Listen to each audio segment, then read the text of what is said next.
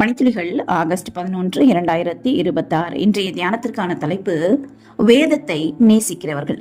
தியான வசனம் சங்கீதம் 119, 165. உம்முடைய வேதத்தை நேசிக்கிறவர்களுக்கு மிகுந்த சமாதானம் உண்டு, அவர்களுக்கு இடரல் இல்லை. வேதத்தை நேசிக்கிற ஒரு விதவை தாய்க்கு நாத்திகனான ஒரு மகன் இருந்தாராம். ஒற்றை பெற்றோராக தன் மகனை கடினமாக உழைத்து படிக்க வைத்து ராணுவ பணியில சேர தாய் வழிகாட்டினாங்களாம். தாயை மிகவும் நேசித்து விடுமுறைக்கு தவறாமல் வீட்டிற்கு வந்து விடுவது அந்த மகனின் வழக்கமாக இருந்ததாம். மகன் தேவனை சார்ந்து வாழ தாய் ஊக்கமாய் ஜெபித்து வந்தார்களாம். ஒருமுறை விடுமுறைக்கு வந்த மகன் பணிக்கு திரும்பும் போது அந்த தாய் கனிவோடு ஒரு சிறிய வேத புத்தகத்தை மகனின் சட்டை பையில் வைத்து, இந்த பொக்கிஷம் எப்பொழுதும் உன்னுடனே இருக்கட்டும் என கூறினாராம். தாயை அதிகம் நேசித்த மகன் அதனை அன்போடு ஏற்றுக்கொண்டாராம். ஒரு நாள் யுத்த களத்தில் முன் வரிசையில் சென்ற அந்த வீரனை நோக்கி சராமாரியாக துப்பாக்கி குண்டுகள் பாய்ந்து வந்தன. அந்த அதிர்ச்சியில் வீரன் கீழே சரிந்தாராம். ஆனால் மரித்து போகவில்லை. காரணம், துப்பாக்கி குண்டுகள் நெஞ்சை பிளக்காமல் தாய் தந்த வேத புத்தகத்தில் பாய்ந்தது. இந்த நிகழ்வு அந்த வீரனின் வாழ்க்கையை புரட்டி போட்டதாம். வேதத்தை நேசிக்க தேவனுக்கு தன் வாழ்க்கையை ஒப்பு கொடுத்தாராம்.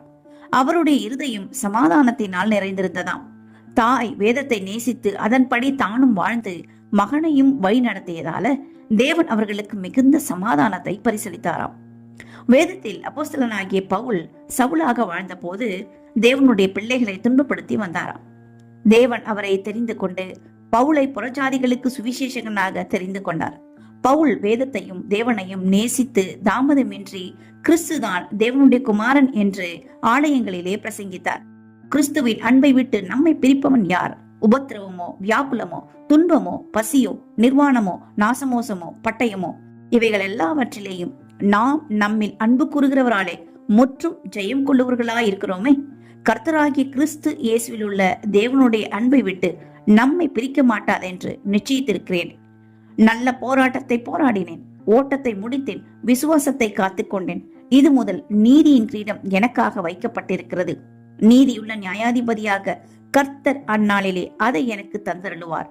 எனக்கு மாத்திரமல்ல, அவர் பிரசன்னமாகுதலை விரும்பும் யாவருக்கும் அதை தந்தருளுவார் என்று 2 தீமோத்தேயு 4 வசனங்கள் 7லேயும் 8லேயும் எழுதியிருக்கிறார்.